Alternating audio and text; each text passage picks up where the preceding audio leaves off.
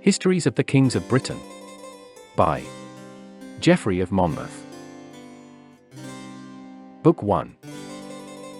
If you are returning to the Classic Masterworks channel, welcome back. If you are new, please don't forget to like and subscribe and hit the bell notification so that you will be made aware of our latest content. And now, on with the story. Chapter 1. Epistle dedicatory to Robert, Earl of Gloucester. Geoffrey's prologue.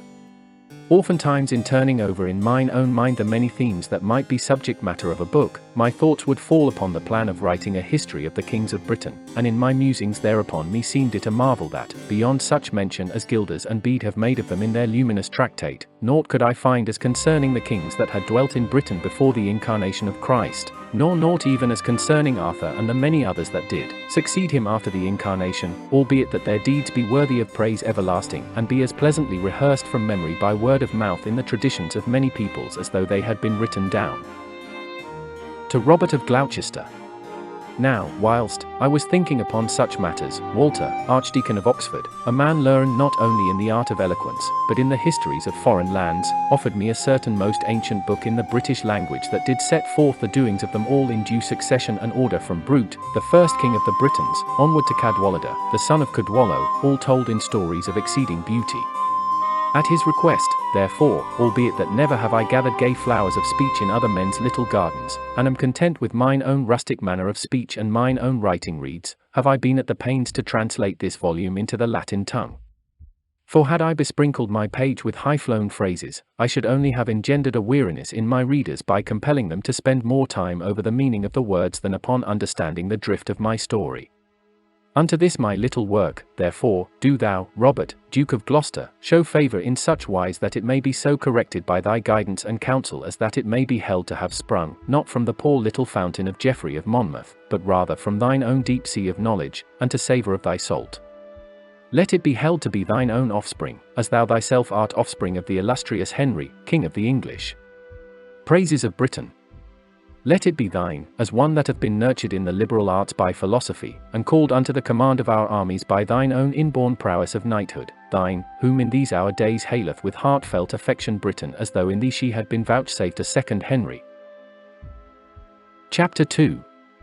Britain, best of islands, lieth in the western ocean betwixt Gaul and Ireland, and containeth 800 miles in length and 200 in breadth. Whatsoever is fitting for the use of mortal men the island doth afford in unfailing plenty. For she aboundeth in metals of every kind, fields of she, stretching far and wide, and hillsides meet for tillage of the best, whereon, by reason of the fruitfulness of the soil, the divers crops in their season do yield their harvests. Forests also hath she filled with every manner of wild deer, in the glades whereof groweth grass that the cattle may find therein meet change of pasture, and flowers of many colours that do proffer their honey unto the bees that flit ever busily about them. Meadows of she, set in pleasant places, green at the foot of misty mountains, wherein be sparkling wellsprings clear and bright, flowing forth with a gentle whispering ripple in shining streams that sing sweet lullaby unto them that lie upon their banks. Watered is she, moreover, by lakes and rivers wherein is much fish, and, besides the narrow sea of the southern coast whereby men make voyage unto Gaul, by 3 noble rivers, Thames, to wit, Severn, and Humber, the which he stretcheth forth as it were 3 arms whereby she taketh in the traffic from oversea brought hither from every land in her fleets. Of Duke Aeneas. By twice 10 cities, moreover, and twice 4, was she graced in days of old, whereof some with shattered walls in desolate places be now fallen into decay, whilst some, still whole, do contain churches of the saints with towers builded wondrous fair on high, wherein companies of religious, both men and women, do their service unto God after the traditions of the Christian faith.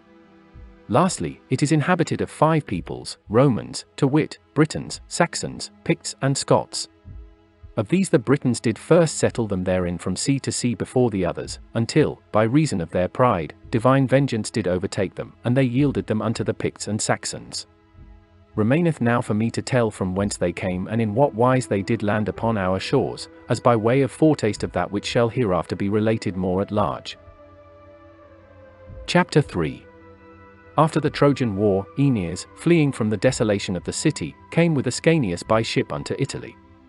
There, for that Aeneas was worshipfully received by King Latinus, Turnus, king of the Rutulians, did wax envious and made war against him. When they met in battle, Aeneas had the upper hand, and after that Turnus was slain, obtained the kingdom of Italy and Lavinia the daughter of Latinus. The birth of Brute. Later, when his own last day had come, Ascanius, now king in his stead, founded Alba on Tiber, and begat a son whose name was Silvius. Silvius, unknown to his father, had fallen in love with and privily taken to wife a certain niece of Lavinia, who was now about to become a mother. When this came to the knowledge of his father Ascanius, he commanded his wizards to discover whether the damsel should be brought to bed of a boy or a girl. When they had made sure of the matter by art magic, they told him that the child would be a boy that should slay his father and his mother, and after much travel in many lands, should, albeit an exile, be exalted unto the highest honors. Nor were the wizards out in their forecast, for when the day came that she should be delivered of a child, the mother bare a son, but herself died in his birth. Howbeit, the child was given in charge unto a nurse, and was named Brute. At last, after thrice 5 years had gone by, the lad, bearing his father company out a-hunting, slew him by striking him unwittingly with an arrow. For when the verderers drave the deer in front of them, Brute, thinking to take aim at them, smote his own father under the breast. Upon the death of his father he was driven out of Italy, his kinsfolk being wroth with him for having wrought a deed so dreadful. He went therefore as an exile into Greece, and there fell in with the descendants of Helenus, the son of Priam, who at that time were held in bondage under the power of Pandrasus, king of the Greeks. Brute's youthful prowess. For Pyrrhus, the son of Achilles, after the overthrow of Troy, had led away with him in fetters the foresaid Helenus and a great number of others besides, whom he commanded to be held in bondage by way of revenging upon them his father's death. And when Brute understood that they were of the lineage of his former fellow citizens, he sojourned amongst them. Howbeit, in such wise did he achieve renown for his knighthood and prowess, that he was beloved by kings and dukes above all the other youths of the country. For among the wise he was as he was valiant among warriors, and whatsoever gold or silver or ornaments he won, he gave it all in largesse to his comrades in battle. His fame was thus spread abroad among all nations, and the Trojans flocked unto him from all parts, beseeching him that he should be their king and deliver them from the slavery of the Greeks, the which they declared might easily be done, seeing that they had now so multiplied in the land as that without making count of little ones and women they were already reckoned to be 7,000. There was, moreover, a certain youth of high nobility in Greece, by name Assaracus, who was no less favorable to their cause. For he was born of a Trojan mother, and he had in them the fullest affiance that by their help he would be able to resist the harassing persecution of the Greeks. For his brother laid claim against him in respect of 3 castles which his father when dying had conferred upon him, but which the brother was now trying to take away from him because Assaracus had been born of a concubine. Brute to Pandrasus. The brother himself was Greek both by father and mother, and had rallied the king and the rest of the Greeks to the support of his cause. When, therefore, Brute saw how great was the multitude of fighting men, and also how strong were the castles of Assaracus which were open unto him, he granted their request without misgiving. Chapter 4. When, therefore, he was thus chosen their duke, he summons together the Trojans from every quarter and garrisons the strongholds of Assaracus. Howbeit, Assaracus himself, with all the host of men and women that were upon their side, occupied the forests and hills. Then Brute sent his letter addressed unto the king in these words, to Pandrasus, king of the Greeks, Brute, duke of them that are left of Troy, greeting, whereas a nation sprung from the illustrious race of Dardanus deigned not to be treated in thy kingdom otherwise than as the purity of their nobility did demand, they have betaken them into the depths of the forests. For they held it better to live a life after the manner of wild beasts, to wit on flesh and herbs, with liberty, than to be cocked with dainties of every kind and remain any longer under the yoke of bondage unto thee. If this offendeth the loftiness of thy power, they are rather to be pardoned than held to blame, for of all that are in captivity it is the common aim and desire to recover their former dignity. Brute's first victory. Be thou, therefore, moved to mercy towards them, and deign to bestow upon them their lost liberty, allowing them to inhabit the forest glades that they have occupied to the end that thus they might flee beyond the reach of slavery. But if this thou wilt not, grant them at least that they may depart unto other nations of the world with thy good will. Chapter 5. When Pandrasus, therefore, had learnt the drift of this letter, he was beyond measure amazed that they whom he had held in bondage should so abound in hardihood as to address any mandates of the kind unto him. He therefore summoned a council of his nobles, and decreed that an army should be levied in order to hunt them down. But whilst that he was searching the wildernesses wherein he supposed them to be, and the stronghold of Britonum, Brute issued forth with 3,000 men, and suddenly attacked him when he was expecting nothing of the kind. For, hearing of his arrival, he had thrown himself into the said stronghold the night before, in order that he might make an unlooked-for onslaught upon them when they were unarmed and marching without order. The Trojans accordingly charged down upon them and attacked them stoutly, doing their best to overwhelm them with slaughter. The Greeks defeated. The Greeks, moreover, suddenly taken aback, are scattered in all directions, and scamper off, the king at their head, to get across the river Achelon that runneth anigh. But in fording the stream they suffer sore jeopardy from the whirling currents of the flood. Whilst they are thus fleeing abroad, Brute overtaketh them, and smiteth down them that he overtaketh partly in the waters of the river and partly on the banks, and, hurrying hither and thither amongst them, rejoiceth greatly to inflict upon them a double death, which when Antigonus the brother of Pandrasus beheld, he was beyond measure afflicted, and as soon as he could recall his straggling comrades to the ranks, returned and charged swiftly upon the raging Trojans. For he was minded rather to die fighting than to make a craven flight only to be drowned in the muddy whirlpits of the river. Marching, therefore, in a solid battalion, he exhorted his comrades to resist like men, and hurl back the deadly weapons with all their might. Yet did it avail him little or nothing. For the Trojans were accoutred with arms, while the others were unarmed. Pressing forward, therefore, all the more boldly on this account, they inflicted a grievous slaughter upon them, nor did they cease to harry them in such fashion until they had slaughtered well nigh the whole of them, and had taken captive Antigonus and his comrade Anacletus. Chapter 6. Pandrasus besiegeth Brute. Now, when Brute had achieved the victory, he garrisoned the stronghold with 600 men, and then sought out the recesses of the forest wherein the Trojan folk were expecting his protection. But Pandrasus, in sore tribulation over his own flight and the capture of his brother, spent the night in getting his scattered forces together again, and when the morrow morning dawned marched with his reassembled people to besiege the stronghold. For he thought that Brute had again set himself therein together with Antigonus and the other prisoners. When, therefore, he came anigh the walls, he examined the situation of the castle, and distributed his army in companies, and disposed them in divers places around it, telling off Sonic to forbid all egress to them that were enclosed within, some to divert the course of the rivers, and others, again with store of battering rams and other engines to shatter the fabric of the walls.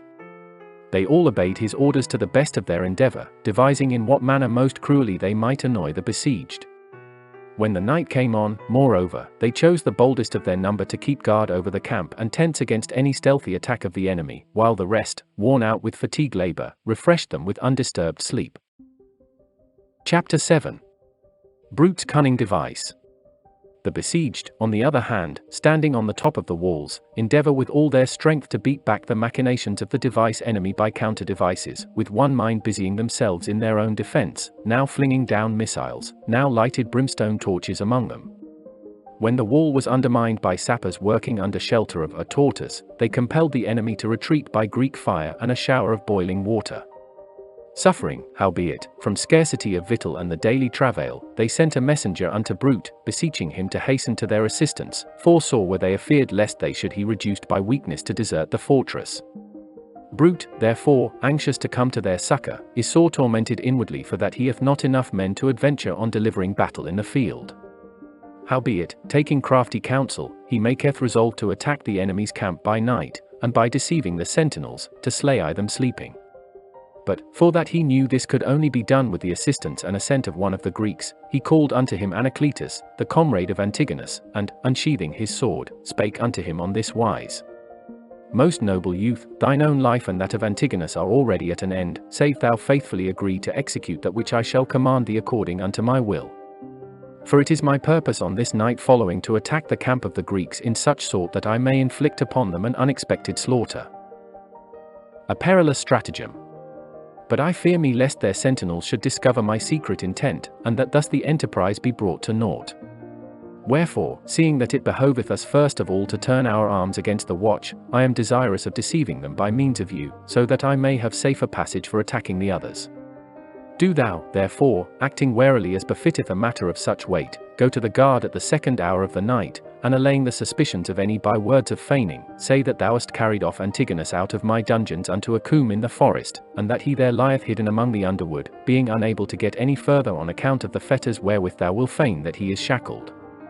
Then thou shalt guide them to the issue of the forest as if for the purpose of setting him free, and there will I be with a company of armed men ready to slay them. Chapter 8. Anacletus, therefore, scared all the time by the sight of the sword, which during the time these words were spoken had been raised ready to slay hint, made promise by oath that he would execute this command on condition that longer life were granted unto Antigonus as well as himself. The covenant was at last confirmed, and at the 2nd hour of the night, which was then just at hand, Anacletus started on his way towards the guard as he had been commanded. But a successful. And when at last he arrived anigh the camp, the sentinels on every side who keep eye upon all the hidden corners of the places run up and ask him the cause of his coming, and whether he hath come in order to betray the army. Unto whom he, feigning the greatest joy, made answer, Of a truth I come not here as a traitor to mine own folk, but as one that hath escaped from the prison of the Trojans do I thus flee unto you, beseeching you that ye come with me to our Antigonus, whom I have rescued from the chains of Brute. Him, indeed, hindered by the weight of his shackles, have I but just now enjoined to lie hidden in the underwood by the issue of the forest until I could find some whom I can lead thither to set him free. Whilst that they were still doubting whether he told truth, came up one who had known him aforetime, and after saluting him, told his comrades who he was. They thereupon, hesitating no longer, summoned the rest who were at a distance to come as swiftly as might be, and followed him as far as the wood, wherein, as he had told them before, Antigonus was hiding. While they, accordingly, were making their way through the brushwood, Brute, with his armed companies, cometh forth, and charging upon them soon inflicted a most terrible slaughter on the panic-stricken guard. A deadly signal. Then he marched on to the leaguer, dividing his comrades into 3 companies, and commanding that each should approach the camp at a different point, prudently and without noise, but that after they had effected an entrance into the camp, they should refrain from slaughtering any until such time as he, with his own special company, had taken possession of the king's pavilion, when he would blow his own horn as a signal for them. Chapter 9. He further instructed them in what manner they were to do everything that was to be done. Forthwith they lightly make their way into the camp, and after fulfilling all that they have been commanded, await the promised signal, which Brute tarried not long to give as soon as he set foot without the pavilion of Pandrasus, which above all others he was burning to attack. When the signal was heard, they unsheath their swords as swiftly as may be, rush into the sleeping tents of the drowsy enemy, redouble their death-dealing blows, and march in this wise, all pitiless, throughout the camp. The rest waken up at the groans of the dying, and are stricken helpless with dismay at the sight of the butchers, like sheep seized of a sudden by the wolves. For naught of protection did they think to find, seeing that they had not even time enow either to lay hands on their arms or to take to flight. They could but run without arms to and fro amidst armed men as sudden impulse might lead. But all the time they are being cut to pieces by the onslaught of their enemies. He that escaped half alive, hurrying forth in his eagerness for flight was dashed to the ground among the rocks and trees and brambles, and yielded up his unhappy soul together with his red blood. The king's life spared. He that was furnished with a shield only, or other covering, dropped down through fear of death among the same rocks, or swiftly fleeing through the darkness of the night, fell, and in falling brake a leg or an arm. He to whom neither of these mischances befell, not knowing whither to fly, was drowned in the rushing of the neighboring rivers. Scarce one departed unharmed without peril of any mishap. They within the fortress, moreover, when they knew of the arrival of their fellows in arms, issued forth and redoubled the slaughter that was wrought.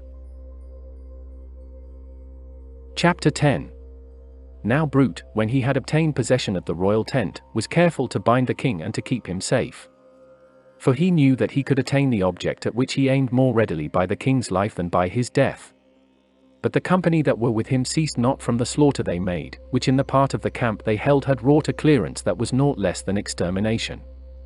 When the night had thus been spent and the light of dawn revealed how mighty a loss had been inflicted on the people, Brute, in a very tempest of delight, now that the carnage was over, gave permission to his comrades to deal as they pleased with the spoils of the slain. Mempricius speaketh. Then he entereth the fortress with the king, and there awaiteth until he should have distributed the treasure. When this was all allotted, he again garrisoned the castle and gave orders for the burial of the dead. He then again collected his troops and returned rejoicing in his victory to the forest. The tidings filled the hearts of his men with no less joy, and the doughty duke, after summoning the elders, made inquiry of them what they thought ought to be demanded of Pandrasus, for, now that he was placed in their power, he would grant any petition they might make to the utmost, provided he were allowed to go free. Some of them at once proposed one thing, and some another, according to their inclinations.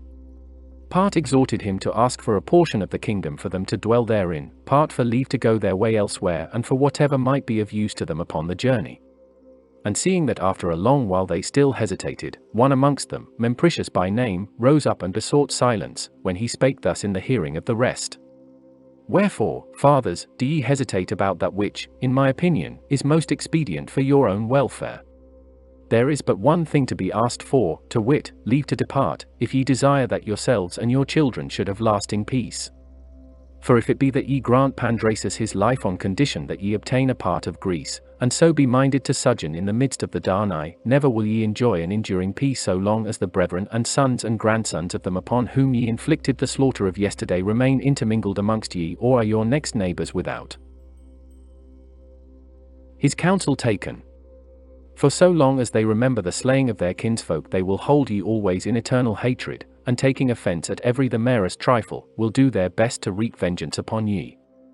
Nor will ye, seeing that your host is the smaller, have strength to resist the aggressions of so many indwellers of the land. For if any strife for the mastery should arise, their numbers will wax daily while your own will wane.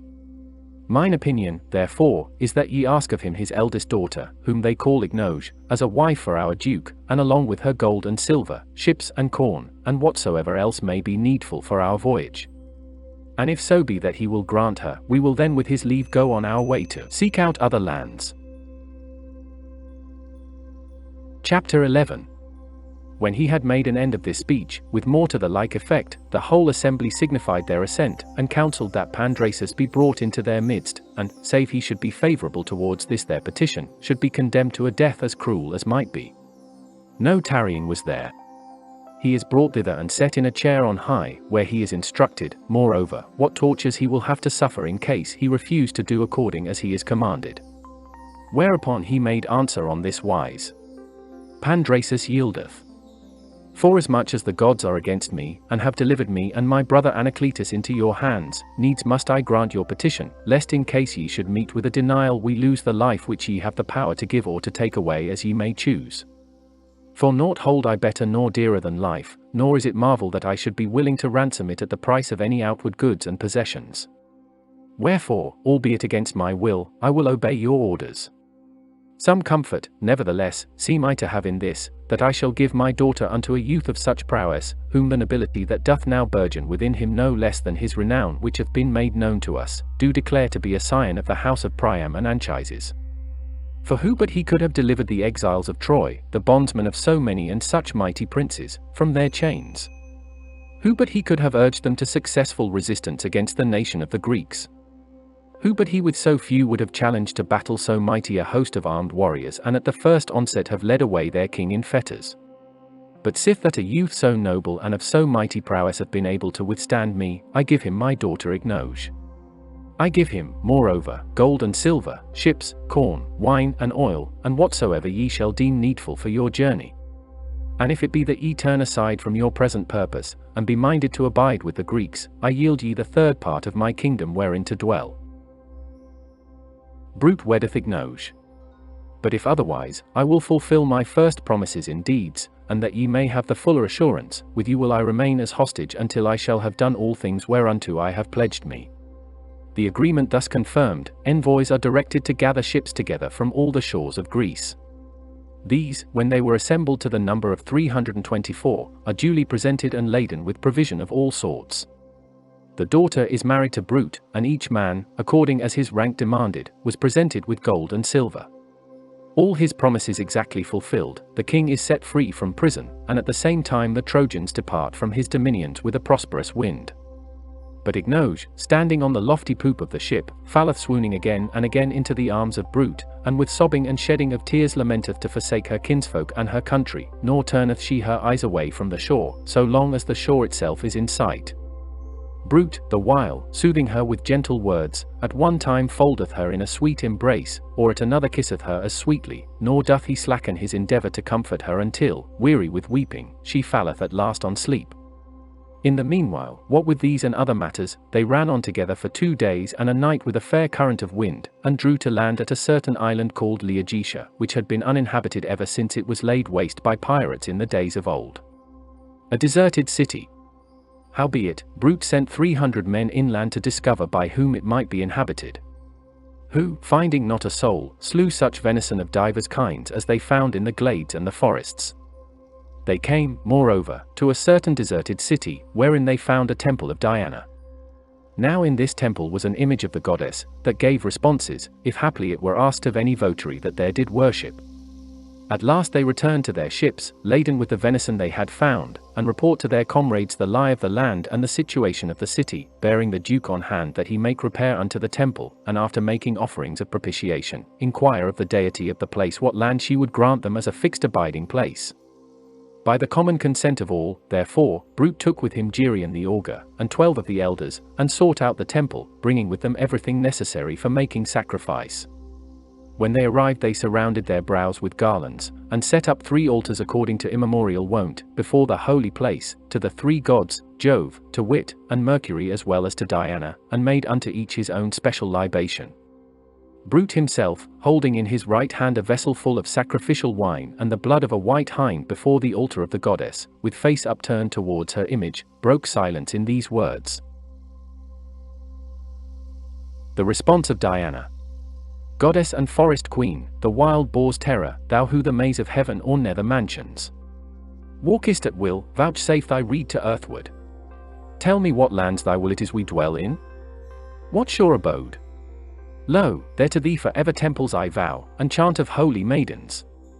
After he had 9 times repeated this, he walked 4 times round the altar, poured forth the wine he held upon the hearth of offering, laid him down upon the fell of a hind that he had stretched in front of the altar, and after invoking slumber fell on sleep. For as at that time it was the 3rd hour of the night, wherein are mortals visited by the sweetest sleep. Then it seemed him the goddess stood there before him, and spake unto him on this wise. Brute, past the realms of Gaul, beneath the sunset, lieth an island, girt about by ocean. Guarded by ocean, erst the haunt of giants. Desert of late, and meet for this thy people. Seek it. For there is thine abode for ever. There by thy sons again shall Troy be builded. There of thy blood shall kings be born, hereafter. Sovereign in every land the wide world over. On awakening from such a vision, the Duke remained in doubt whether it were a dream that he had seen, or whether it were the living goddess herself who had thus foretold the land whereunto he should go. At last he called his companions and related unto them from first to last all that had befallen him in his sleep. They thereupon were filled with exceeding great joy, and advised that they should at once turn back to their ships, and while the wind is still blowing fair, should get under way as quickly as possible full sail for the west in search of that land which the goddess had promised. Nor did they tarry. A voyage of adventure. They rejoin their comrades and launch out into the deep, and after ploughing the waves for a run of 30 days, made the coast of Africa, still not knowing in which direction to steer their ships. Then came they to the altars of the Fellini, and the place of the salt pans, steering from thence betwixt Rusicada and the mountains Azari, where they encountered sore peril from an attack by pirates. Nathless, they won the victory, and went on their way enriched by the spoil and plunder they had taken. Chapter 12. From thence, passing the mouth of the river Malva, they arrived in Mauritania, where lack of food and drink compelled them to disembark, and dividing themselves into companies, they harried the whole region from end to end. When they had revictualled their ships, they made sail for the columns of Hercules, where they saw many of the monsters of the deep called sirens, which surrounded the ships and well nigh overwhelmed them. Howbeit, they made shift to escape, and came to the Tyrrhene Sea, where they found neither shore 4 generations born of the exiles from Troy, who had borne Antenor company in his flight. Their duke was called Corineus, a sober-minded man and excellent in counsel, mighty in body, valiance and hardiness, insomuch as that if it were he had to deal with a giant in single combat he would straightway overthrow him as though he were wrestling with a lad. Corineus goeth a hunting. Accordingly, when they knew the ancient stock whereof he was born, they took him into their company, as well as the people whereof he was chieftain, that in after days were called Cornish men after the name of their duke. He it was that in all encounters was of more help to Brute than were any of the others. Then came they to Aquitaine, and entering into the mouth of the Loire, cast anchor there. Here they abode 7 days and explored the lie of the land. Geoffrey Pictus then ruled in Aquitaine, and was king of the country, who, hearing the rumour of a foreign folk that had come with a great fleet and had landed within the frontier of his dominions, sent envoys to make inquiry whether there demanded peace or war. While the legates were on their way to the fleet, they met Quirinius, who had just landed with 200 men to hunt for venison in the forest. Thereupon they accost him, and ask him by whose leave he hath thus trespassed into the king's forest to slay his deer. And when Quirinius made them answer, that in such a matter no leave nor license whatever could be held as needful, one of their number, Imbert by name, rushed forward, and drawing his bow, aimed an arrow at him. Quirinius avoided the arrow, and ran in upon Imbert as fast as he might, and with the bow that he carried all to break his head in pieces. Thereupon the rest fled, just making shift to escape his hands, and reported the death of their fellow to Geoffrey. The Duke of the Poitevins, taking the matter sorely to heart, forthwith assembled a mighty host to take vengeance upon them for the death of his messenger. Quirinius, his prowess. Brute, hearing tidings of his coming, set guards over his ships, bidding the women and children remain on board, while he himself along with the whole flower of his army marketh forth to meet the enemy. When the engagement at last began, the fighting is fierce on both sides, and after they had spent a great part of the day in battling, Quirinius thought it shame that the Aquitanians should hold their ground so stoutly, and the Trojans not be able to press forward to the victory. So taking heart afresh, he called his own men apart to the right of the battle, and forming them in rank made a rapid charge upon the enemy, and when, with his men in close order, he had broken the front ranks, he never stinted striking down the enemy till he had cut his way right through the battalion and forced them all to flee. Good luck had supplied the place of a sword he lost with a battle-axe, wherewith he cleft in twain any that came next him from the crown of the head right down to the girdle-stead. Brute marvels, his comrades and even the enemy marvel at the hardihood and valour of the man, who, brandishing his battle-axe among the flying host, added not a little to their terror by shouting, "Whither fly ye, cowards? Whither fly ye, cravens? Turn back, I tell ye, turn, and do battle with Quirinius. Shame upon ye! So many thousands as are ye, do ye flee before my single arm? Geoffrey vanquished. Flee then.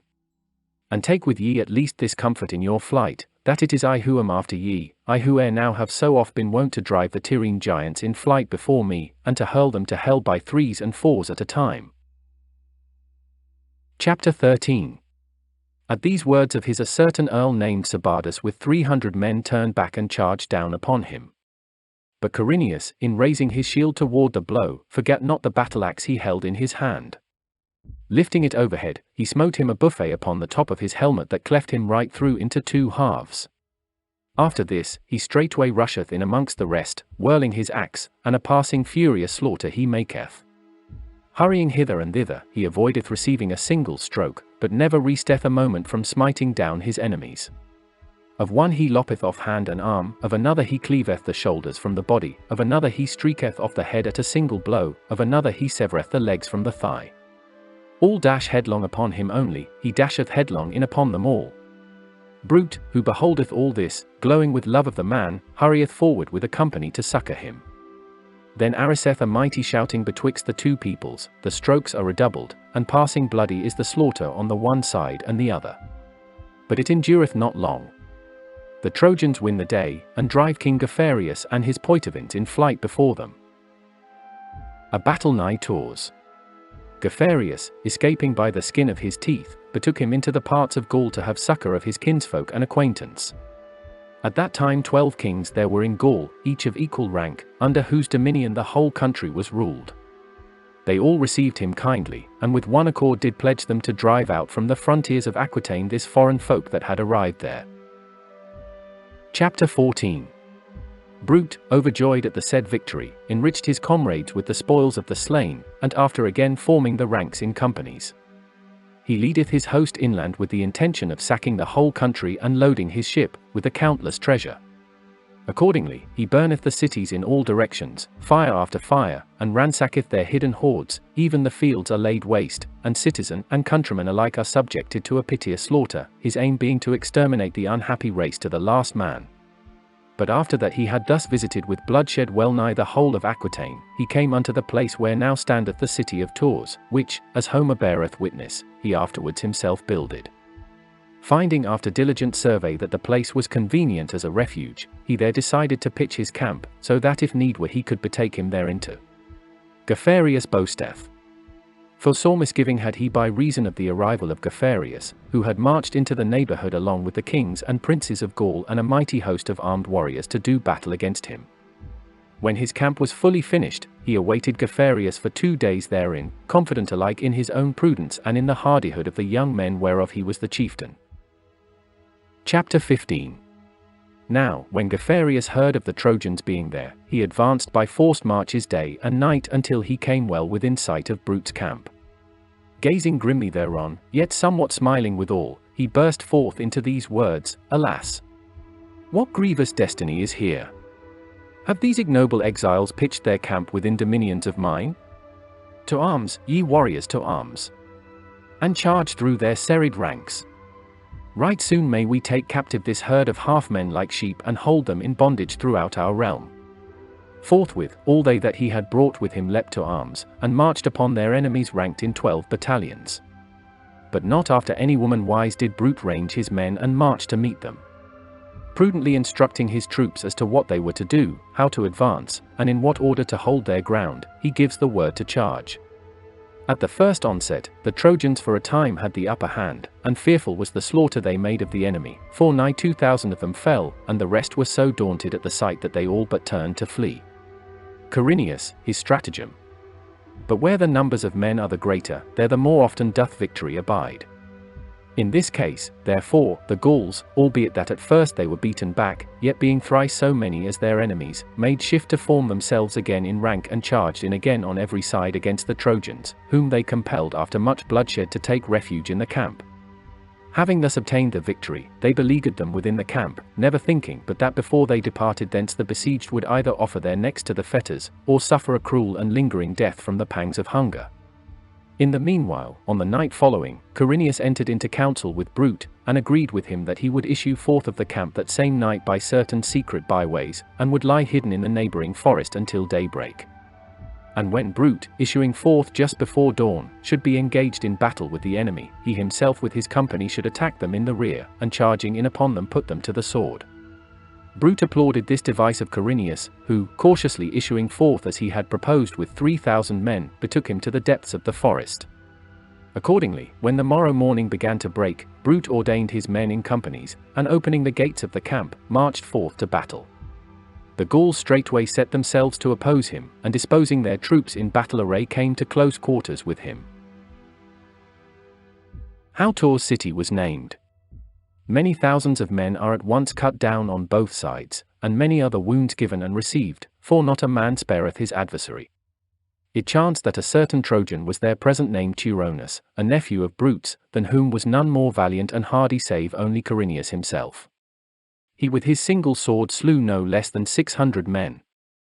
Unhappily he was slain before his time by a sudden onslaught of the Gauls, and the foresaid city of Tours acquired the name thereof by reason of his being there buried.